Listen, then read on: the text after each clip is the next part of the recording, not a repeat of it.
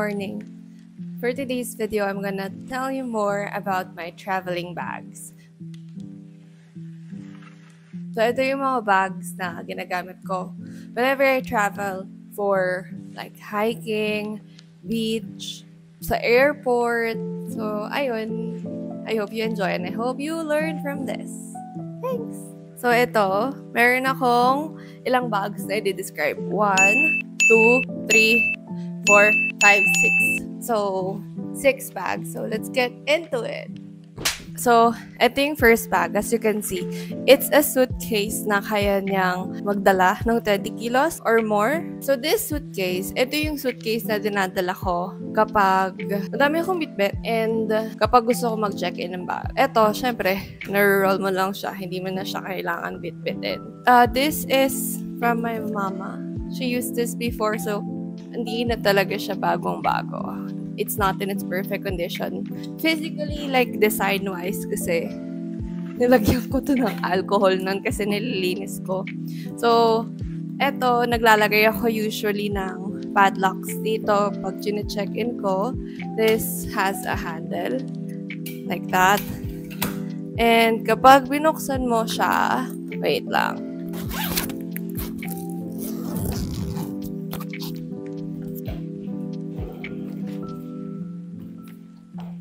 Ayan.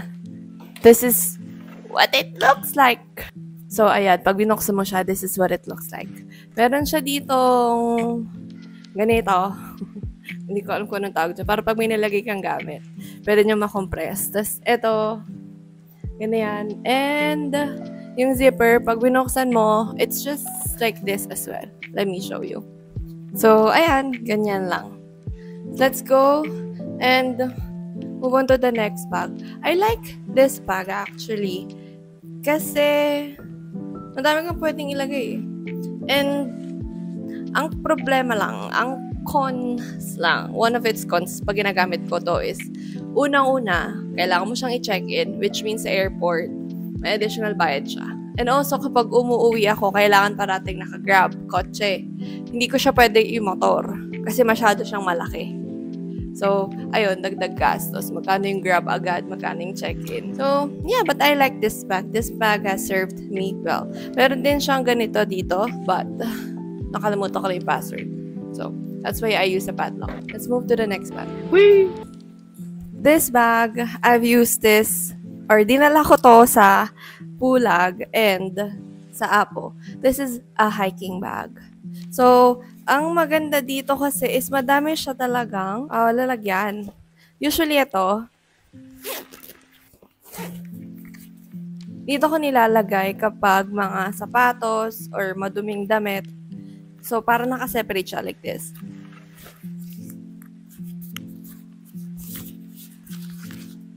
Ayan, may separator siya.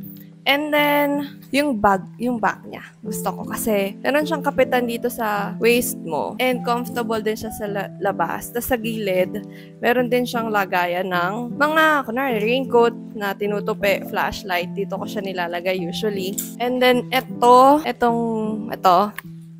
na lalagyan din siya ng mga easy access. Or dito ko nilalagay yung mga easy access na gamit like phone, wallet. Dito ko siya nilalagay kapag nasa van, power bank, ganun. And detachable din to, like this.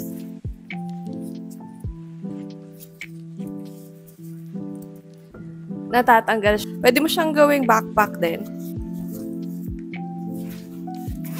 Ay, may lalagyan din pala siya sa likod. So, yung mga gusto mong ilagay na protektado, may tali pa ako nahanap. Pero, ayun nga, pwede mo ilagay dyan yung mga phone mo kasi nakatakip naman siya dito sa taas. Or kapag sinuot mo siya as a backpack, pwede din siyang secured kasi nasa likod mo nga.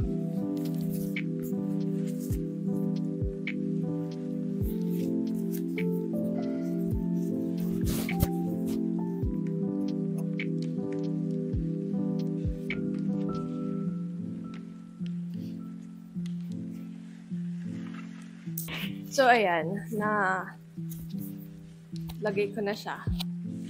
Ito, iwan ko lang siya sa strap nito. And pwede ko na siyang So, ito, natanggal ko na siya. Pwede ko na siyang gawing, sa likod, take back. Like this.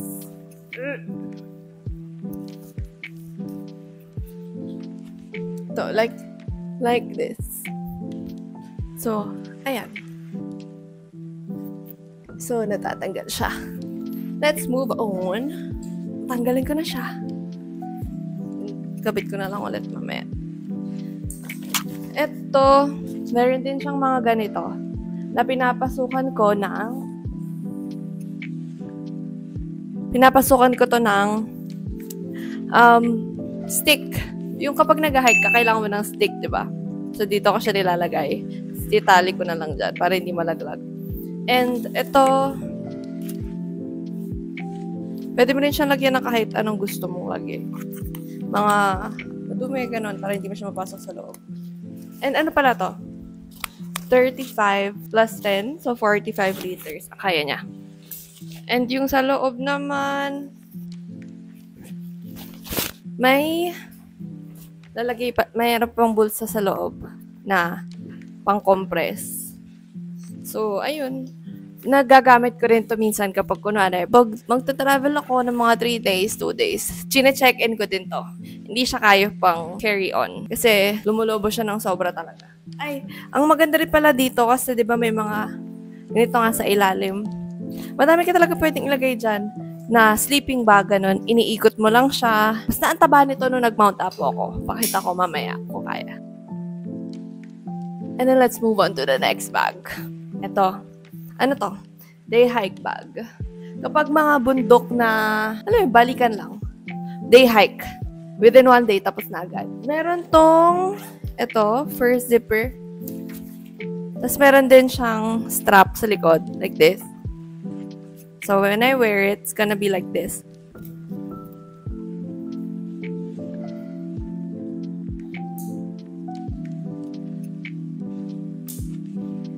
Na, ganito.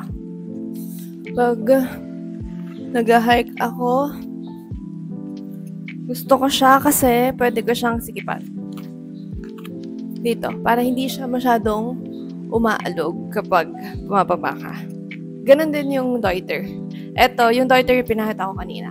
Ito, binili ko lang ito sa Shopee. Parang wala pa to 500. Dinala ko din to sa Apo. And, same thing, gusto ko yung part na ganito kasi pasapitan nga ng sticking rod ata yun. Sticking rod. And ito din. Tapos, usually, nilalagay dito is, yung inuman. Nakalimutan ko ulit tawag. Basta, yung inuman. Kasi, meron siya ditong butas. Meron siya ditong butas na pwedeng labasan yung string niya para pwede kong uminom. And then, ayun, dalawa lang yung bulsa niya sa loob. Ito, lalagyan ng tubig, tsaka this. And for me, pwede na to. Kasi kapag magde-day hike ka, I wouldn't recommend na mabigat yung bitbit mo. Kasi kapag day hike, may mga water source naman usually sa mga bundok na pupuntahan mo. And who wants to carry big things? Ang hirap na nga naakyatin mo. Ang bigat pa ng likod mo, so, yun, nahirap siya. I don't like carrying big things. Minsan nagpapabuhat ako sa porter ng bag, ha. Hindi ako yung binubuhat. Kung pwede, ako sana, pero hindi pwede. And this. Lalapit na ako kasi saglit lang naman to. Ito is dry bag. Feeling ko mura lang din to. Affordable din. Less than 300 siguro. Lumulutang siya. So, kapag kunwari sa dagat, lumulutang siya. Yung mga gamit mo, cellphones, ganon, wallet, dito ko siya nilalagay kapag magdadagat. And pwede mo siyang i-strap like that. Adjustable din naman to kasi may ganito. Sa loob niya, ayun lang. So, kapag nagdadagat ito yung bitbit ko. Kapag magla-land travel ako, like for example, magmo-motor, di ba sa mga probinsya, mag-iikot ka doon, nakamotor ka. Ito usually bitbit ko. Dito ko nilalagay yung mga gamit ko. Ano siya, nababasa siya, pero it's a tote bag. And it's cute. It's cute. Dinala ko na to sa Karamoan, sa Siargao. Dinala ko siya sa lahat ng travel ko kasi kaya din siyang i-fold. So, madali lang din siyang ilagay sa bag. Wow! And here's my last one. Ito, kakabili ko lang. Pero this has been bought ng second hand. Yes, bumibili ako ng second hand na items. Kasi, mahal. Ang Osprey kasi for me, medyo, masakit sa bulsa. May mga 18K, 10K. So, kapag bumili ako ng second hand, kalahati nun, tanggal agad. And for example, nagsawa na akong gamitin siya, pwede ka naman ibenta for the same price or if bababaan ko man yung presyo, 1K, 2K, lugi, ganun. Pero napapansin ko kasi tumataas yung value nila. Kahit yung Deuter, this is Osprey.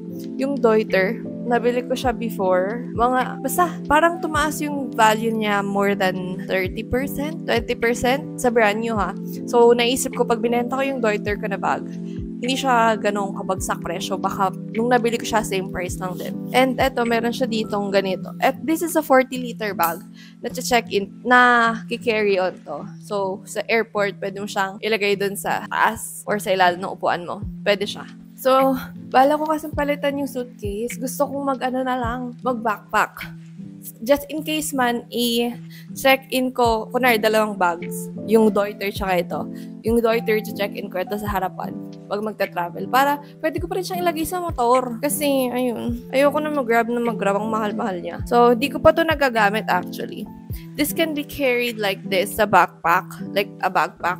Pwede din siyang ganito. And sa likod niya, andito yung strap. Here are the straps. And the thing that I like about this is this as well. Nalalagay siya sa waist. Tapos ito naman, na-fold.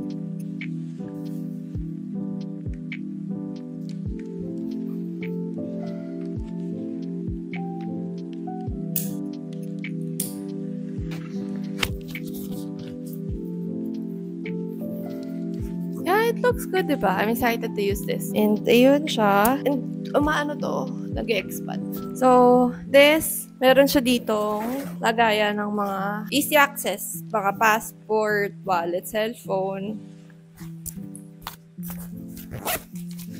And meron din siyang, second na bulsa. Third. So, madami siyang compartments, which I like. The thing that I like most about this is pwede mo siyang buksan like a suitcase. Kapag kasi yung Deuter, this is the Deuter. Pag nilagyan mo siya ng gamit, pag kukunin mo, sisimulan mo sa ilalim, pataas, tatanggalin mo pa lahat. Ito, yung gamit mo, andyan na, isang bukas mo lang ganyan. Tapos dito, may ganito din, may zipper to. May pang-compress din.